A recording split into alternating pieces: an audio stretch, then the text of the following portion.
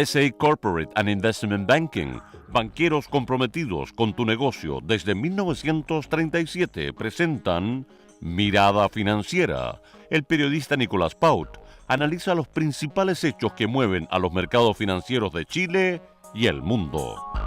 ¿Qué tal? ¿Cómo están? Bienvenidos a esta edición de Mirada Financiera de este martes 20 de septiembre, después de este fin de semana largo, de fiestas patrias, del descanso, de pasarlo bien. Ya retomamos la rutina en esta semana corta y lo hacemos aquí analizando, por supuesto, los mercados, analizando las bolsas, el escenario económico y financiero a nivel mundial aquí en Radio Infinita. Y en esta ocasión, como cada martes, junto a nuestro panelista Antonio Moncado, economista de Corporación BCI. Gracias por estar con nosotros, Antonio. Bienvenido. Muchas gracias a ti por la invitación. Vamos a estar analizando, por supuesto, Antonio, lo que ha ocurrido en las últimas horas en detalle. Hay temas bien importantes durante esta semana y la próxima. Tenemos la decisión que adoptará la Fed respecto a la tasa de interés en Estados Unidos, bien relevante, por supuesto, y más allá de la decisión en sí, de los mensajes también que pueda dejar la entidad presidida por Janet Yellen. Estaremos analizando aquello, también lo que está ocurriendo en otras partes del mundo, en Alemania, las decisiones que se van a adoptar en Japón también, que son temas de relevancia. Antes de eso, dame un minuto para que revisemos algunos de los datos antes de entrar en tema, en pauta con lo que ha ocurrido durante esta jornada. Los datos bursátiles para el día de hoy. Ayer fue feriado acá en Chile, pero el resto del mundo siguió operando y eso ha dado pie también para las acciones de esta jornada en materia bursátil.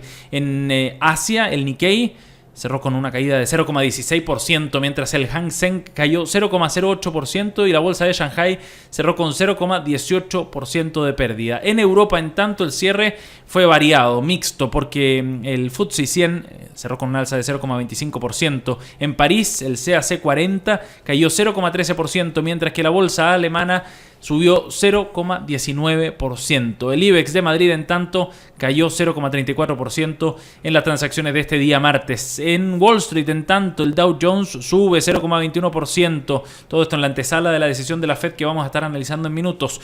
El Standard & Poor's subió 0,26%, y un poco menos lo hace el tecnológico Nasdaq con 0,15% de alza en esta jornada de espera, podríamos decir, allá en Wall Street. Mientras Santiago tiene una jornada de caídas leves en todo caso.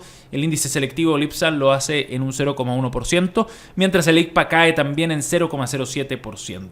Vamos al precio del cobre, porque hoy día recuperó parte de la leve caída que había registrado en la jornada previa y subió 0,02% este martes en la bolsa de Londres, una variación de nuestro principal producto de exportación que le permite llegar a un valor de $2.14 por libra, comparados con los $2.14,6 de ayer. Mientras el dólar ya se empina hasta los 672 pesos, pero tuvo un leve retroceso en una jornada más bien plana, de pocos movimientos en las transacciones de la divisa norteamericana, a la espera de la decisión de la Fed en Estados Unidos sobre la tasa de interés. Ya vamos a estar analizando las implicancias que tiene aquello.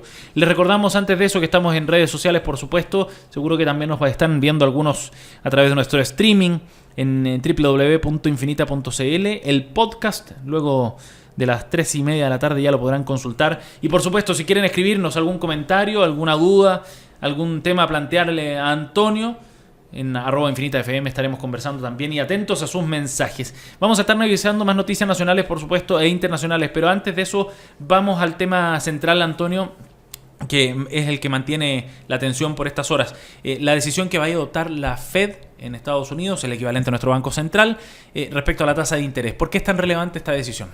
Es relevante porque, en cierto sentido, consolida la opción no de un alza en esta reunión de política. Sabemos que ha habido cierta inestabilidad en la tendencia de recuperación del mercado laboral. En el último dato de nóminas no agrícolas, si bien el dato decepcionó al mercado, 150.000 puestos de trabajo fueron los que se crearon versus los 180.000 puestos que había planteado el mercado como expectativa de esa cifra. Dejó atrás 2 meses bastante buenos de creación de empleo por sobre las expectativas del mercado. Por tanto, todavía quedan dudas si es que esta recuperación del mercado laboral en Estados Unidos es sustentable para los próximos meses. Y el mensaje que entregue la Reserva Federal el día de mañana va a ser clave para poder consolidar la expectativa respecto a la alza en la próxima reunión del mes de diciembre. Recordemos que las reuniones siguientes son septiembre, noviembre y diciembre. La probabilidad de alza en esta reunión es relativamente baja. El mercado asigna cerca de un 20% de probabilidad. de que se concrete un alza en esta reunión. Recordemos que la reunión de noviembre calza perfectamente con las elecciones presidenciales en Estados Unidos. Sí. Por tanto, el mercado no espera, como tradicionalmente ha sido, movimientos ni sorpresas en términos de política monetaria. Pero es en la reunión de diciembre donde están cargadas las mayores opciones. La probabilidad de incremento de tasa en esa reunión alcanza cerca del 60% y las señales de esta reunión van a ser muy importantes para definir si es que eso se concreta o no. Eso te iba a preguntar, más allá de la decisión, si subirla o no, los mensajes que deja y el análisis que haga el Banco Central es relevante. ¿Hacia dónde podría estar orientado ese análisis del momento macroeconómico que está viviendo Estados Unidos? Lo que hoy día está preocupando a la Reserva Federal es particularmente el mercado laboral y cómo las presiones salariales, que han sido relativamente escasas, no han venido, digamos, de la mano de creaciones de empleo bastante importantes. El crecimiento de los salarios en Estados Unidos es relativamente bajo y eso sin duda genera alguna preocupación, porque si no hay incremento de los salarios no hay crecimiento de la inflación, que es uno de los objetivos que quiere digamos, apuntar la Reserva Federal, claro, y que es signo de una recuperación económica en Estados Unidos. Eso no se ha dado por el lado de las presiones salariales. Todavía queda algo de camino para que eso se recupere. Y en cierto sentido el entorno externo también ha estado muy volátil. Hemos tenido mucha incertidumbre durante la primera parte del año, ya lo habíamos tenido con el Brexit y otros desarrollos que se están dando en Europa, particularmente en Italia, que podrían generar algún ruido adicional. China por el momento ha estado relativamente calmo y no creo que sea una de las preocupaciones hoy de la Reserva Federal. Antonio, pero en algún momento en los meses previos o las semanas previas hubo una mayor expectativa de que pudiera darse esta alza ahora, ¿y qué cambió si es que hubo aquella expectativa mayor en su momento?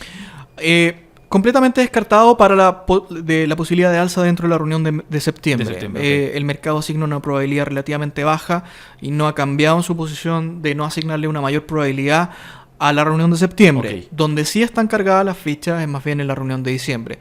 Y eso guarda mucha relación con los buenos datos de mercado laboral que hemos tenido durante los últimos 3 meses. Hay que ver si eso se sostiene durante lo que resta del año y si efectivamente consolida una opción de incremento de tasa. El tema inflacionario es un aspecto también de preocupación ahora que podría gatillar un alza o retardarlo un poco más respecto a lo que vaya a ocurrir en diciembre después o no. La inflación en Estados Unidos se ha mantenido relativamente estable. Okay. No hay presiones inflacionarias que digamos, lleven a cambiar ese camino de normalización monetaria.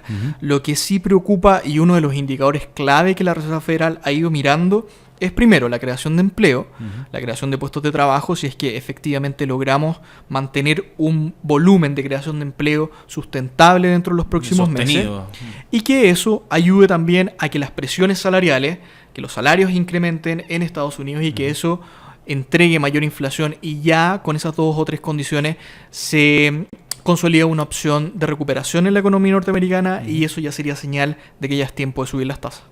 Antonio, estamos conversando con Antonio Moncado, economista de Corporación BCI. ¿Hay presiones desde el mundo político para esta normalización de tasas o un alza de las tasas? Te lo pregunto principalmente porque tú mencionabas ya que en noviembre tenemos elecciones, estamos a semanas nada más. Y puede ser un dato relevante también a considerar por la FED, seguro. Para los dos candidatos hay opciones relativamente distintas de cuál es el camino que debe tomar la tasa de política monetaria en Estados Unidos. Para Donald Trump, en base a las últimas declaraciones que él ha dado en términos de cuál es su visión para la política monetaria, él asigna que la fase de recuperación de Estados Unidos, la fase de estímulo monetario fue muy prolongada y que probablemente su visión al respecto es ir incrementando las tasas más pronto que tarde. Por otro lado, tenemos a Hillary Clinton, que está más alineada a las conductas que ha tenido la Fed en lo reciente, que ha sido mantener el estímulo monetario durante los últimos meses, movimientos muy pausados de tasa.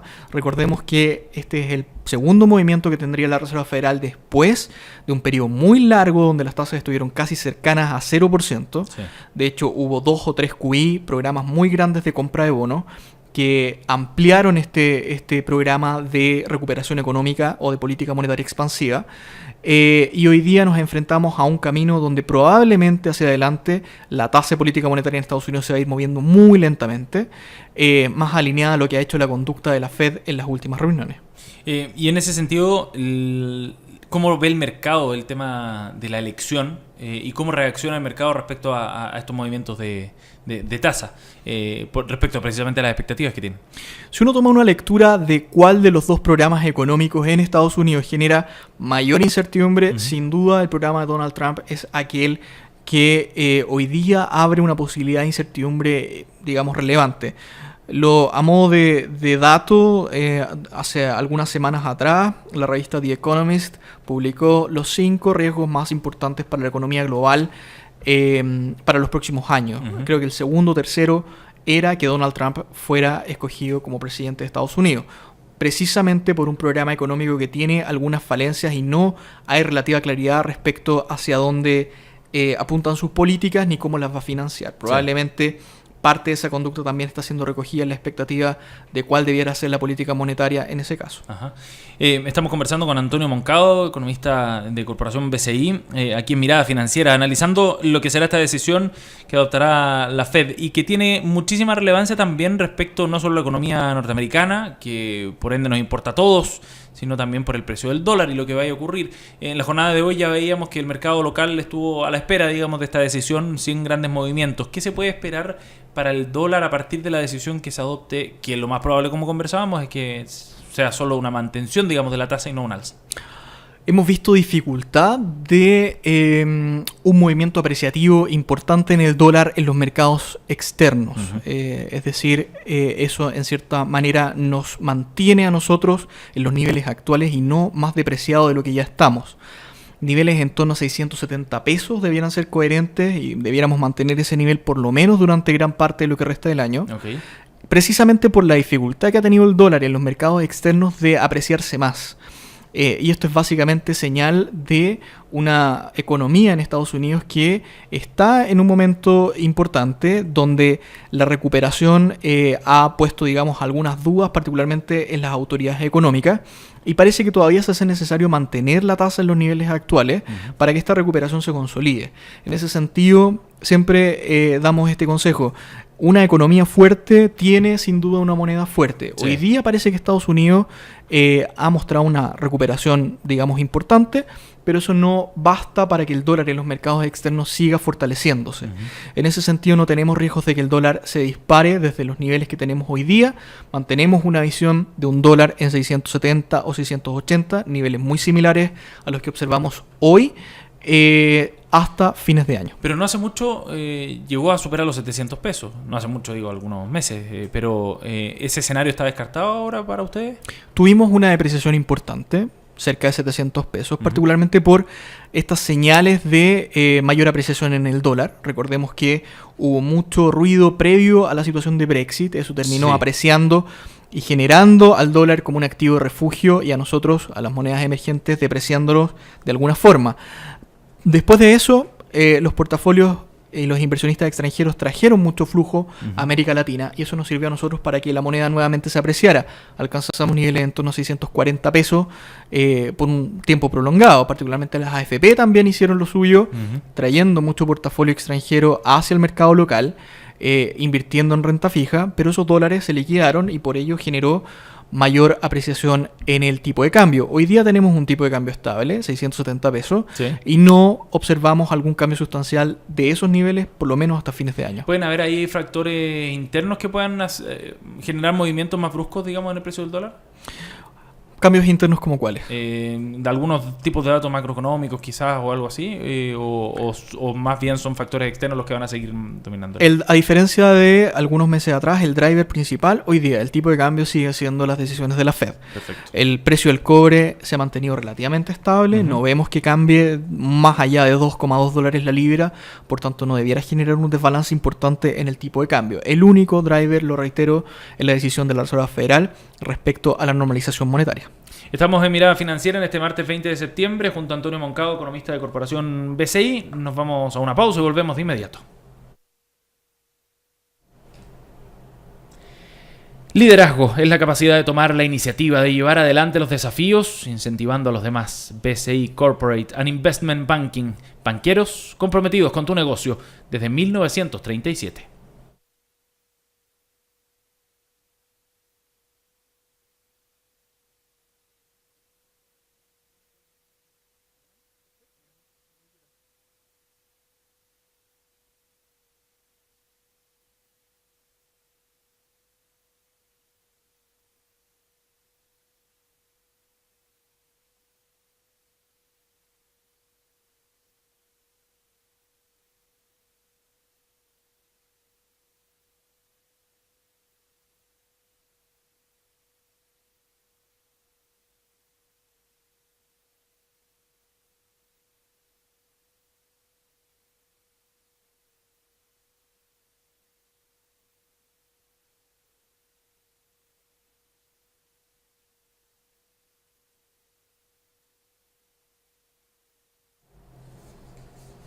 Estamos de vuelta aquí en Mirada Financiera desde los edificios, las oficinas de Banco BCI y conversando precisamente en la jornada de hoy con Antonio Moncado, economista de Corporación BCI. Estábamos hablando en el primer bloque, Antonio, respecto a lo que está ocurriendo en Estados Unidos, a la decisión de la Fed sobre la tasa de interés.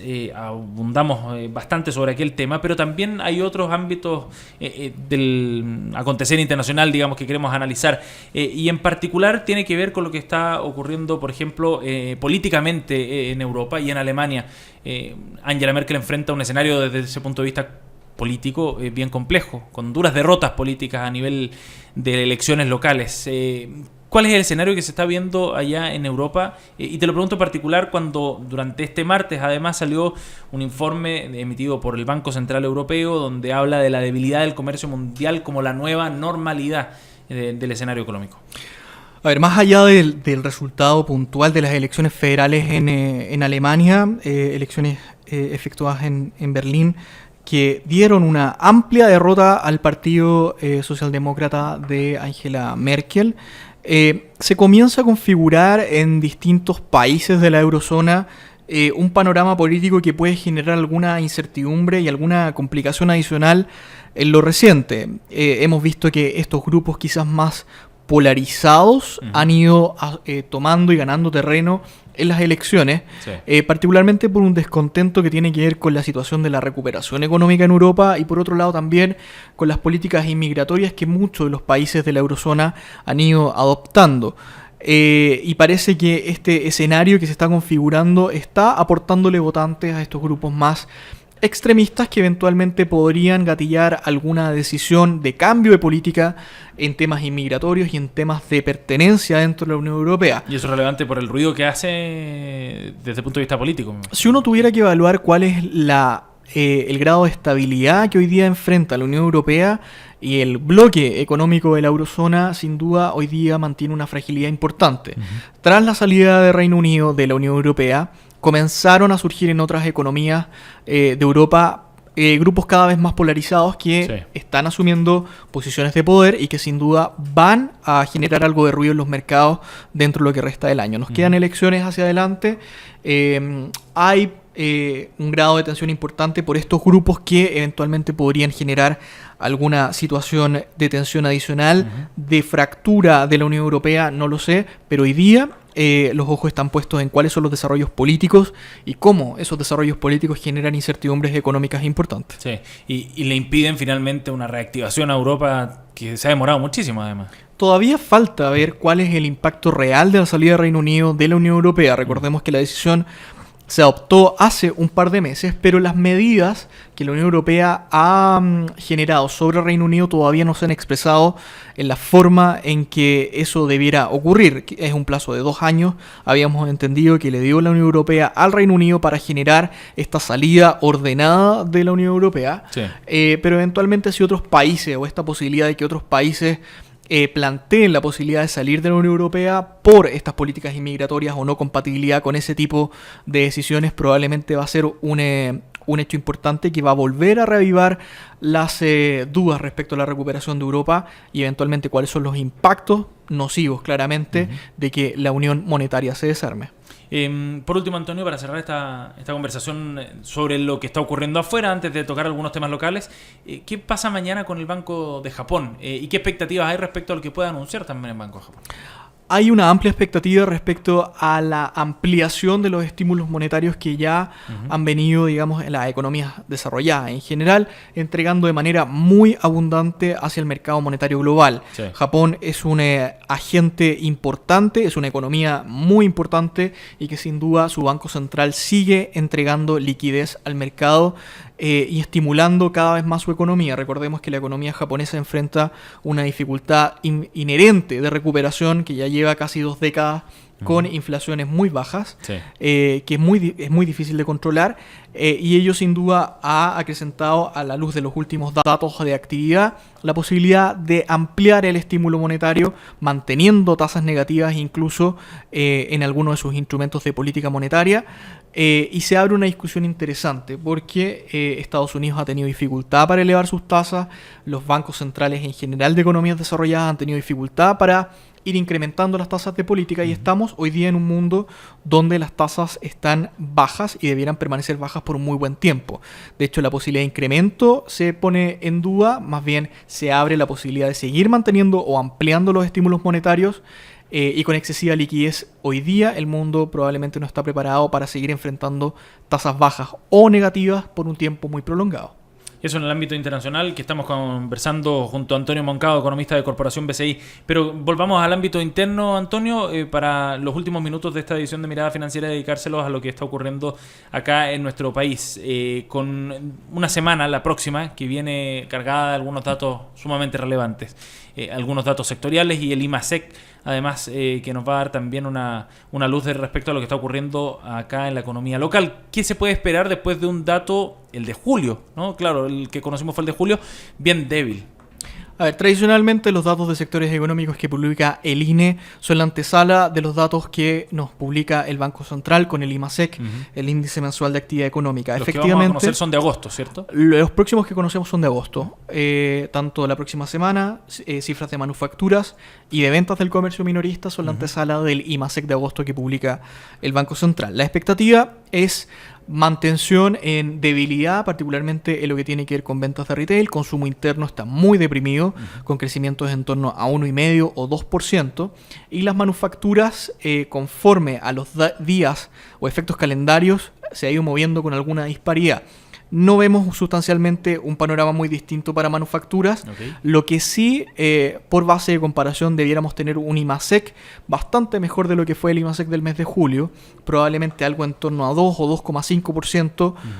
Debiera ser la expansión de la actividad económica durante el mes de agosto. Hay efectos calendarios favorables sobre esa cifra y también una base de comparación que es relativamente baja y que nos permite mostrar algo más de crecimiento de la actividad económica, no particularmente porque haya un sector económico que está impulsando la actividad, sino porque hay bases de comparación que lo permiten respecto al año pasado. Pero no es como para ilusionarse entonces con un repunte de la economía local. Un 2,5% de crecimiento para un mes de agosto es un crecimiento bajo, si uno lo pone en contexto. Y nuestra expectativa de crecimiento para el 2016 no cambia con este dato. Mantenemos un 1,6% de expectativa para crecimiento del PIB durante 2016 y para el próximo año un crecimiento de tan solo 2,2%. Entonces no hay demasiado sustento para observar una recuperación importante en la actividad económica en Chile. Ahora, por el contrario, hay analistas que han insertado dentro del debate también el tema de la recesión técnica.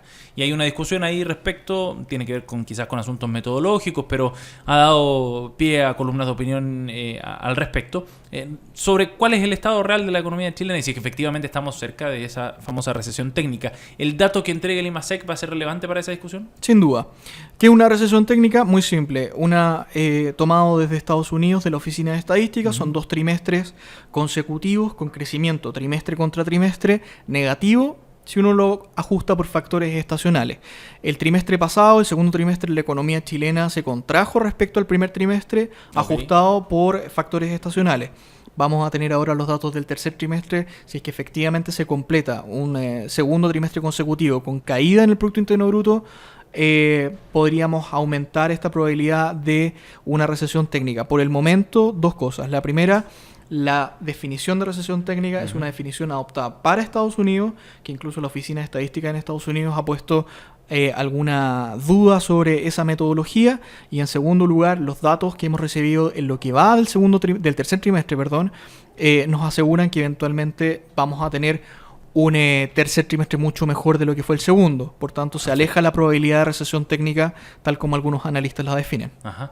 Interesante punto en un momento político, además sumamente relevante cuando estamos cerca de la discusión del presupuesto también. Este dato del IMASEC que conozcamos en agosto, ¿cuánto puede modificar el panorama desde el punto de vista de la discusión política sobre todo y de los ánimos que hay para esa discusión sumamente relevante de las platas del 2017? Las autoridades económicas mantienen una visión de una economía chilena que crece, pero que crece a un ritmo relativamente bajo.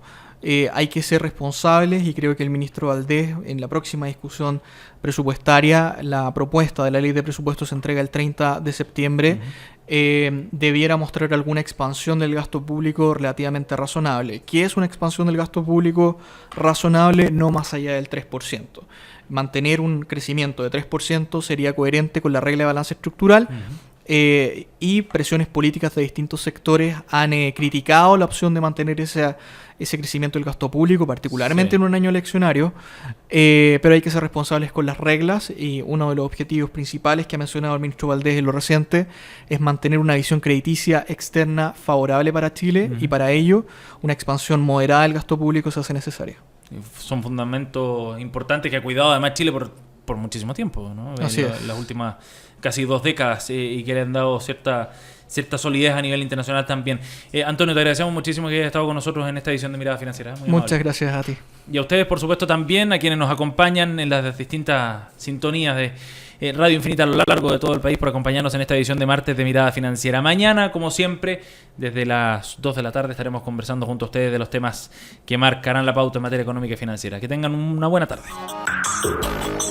Esto fue Mirada Financiera, con el auspicio de BCA Corporate and Investment Banking, banqueros comprometidos con tu negocio desde 1937.